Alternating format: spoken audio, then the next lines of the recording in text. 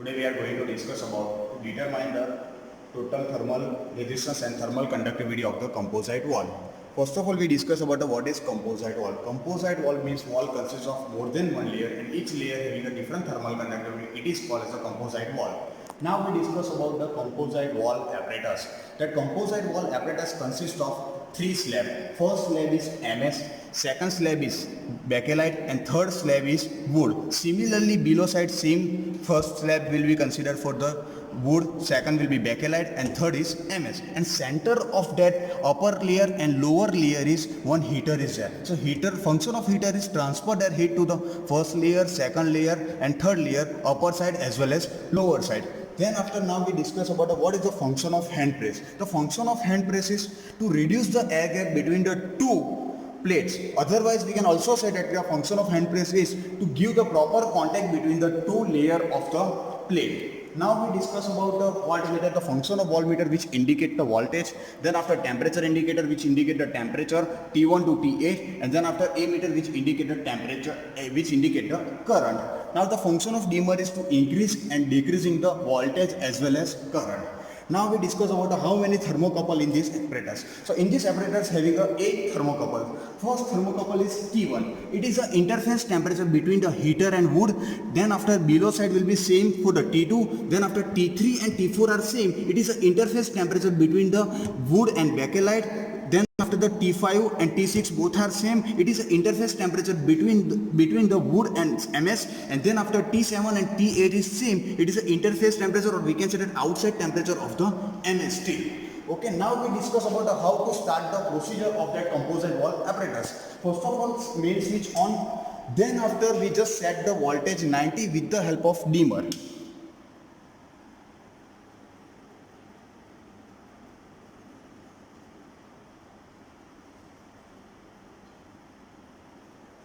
Initially we are just setting the 90 voltage. So why we are setting the 90 voltage? Because we achieve the steady state condition in less time. So at the time we are just consider the 90 voltage. After the 20 minutes we just reduce the 60 with the help of the dimmer. Then after 10 minutes we just take the first reading. How do we measure the first reading? So we can just consider the measure the temperature T1, T2, T3, T4, T5, T6, T7 and T8 up to which steady state condition. What is steady state condition? Steady state condition means what? The temperature does not change with respect to time. If we achieve, or we can say that we reach the steady state condition, we just calculate for that calculation for that composite wall apparatus. Now we discuss about the calculation of the composite wall apparatus. In composite wall apparatus we are just consider for the observation table. In observation table first we are just consider the voltage. Voltage is constant, or we can say that fixed. After the 20 minutes it is 60 voltage.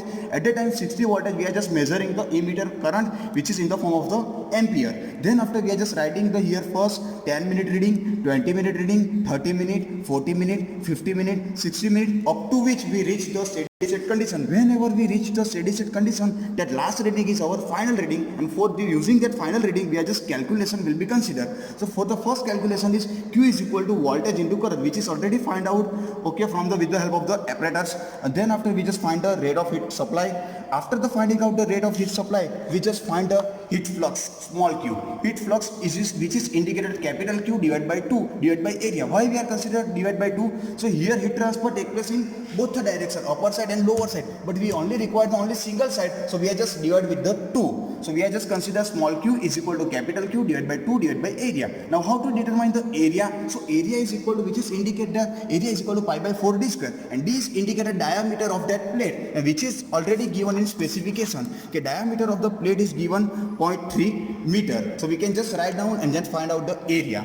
Then after TA, TB, TC and TD, which is the average temperature, we can say that T1 and T2 are same, so we can just take the average TA. Then after T3 and T4 are same, so we just find out TB, T5 and T6 is same, so we just find out TC, and T7 and T8 are same, so we just find out the TD. After finding out the average temperature, we just find the thermal resistance of the composite slab. If you consider the composite slab, so we require the average temperature, or we can say that again maximum temperature minus minimum temperature. So we are just consider resistance is equal to maximum temperature minus minimum temperature divided by Q by 2, which is already find out, and then we just find out the thermal contact resistance of the composite slab.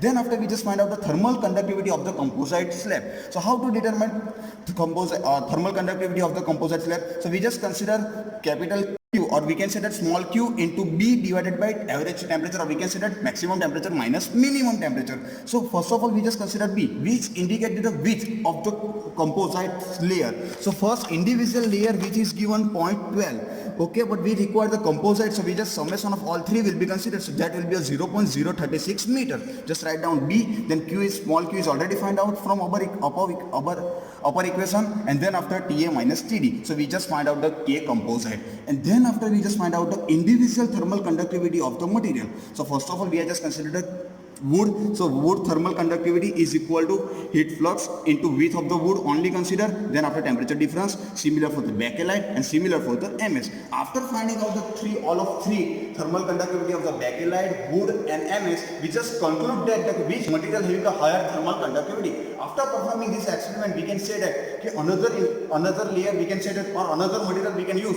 and then find out the thermal conductivity of the each and every material. The base application of that experiment is to use for the conduction purpose, and to just determine the thermal conductivity of each and every layer of the material with the help of the temperature difference as well as heat flux and voltage and current.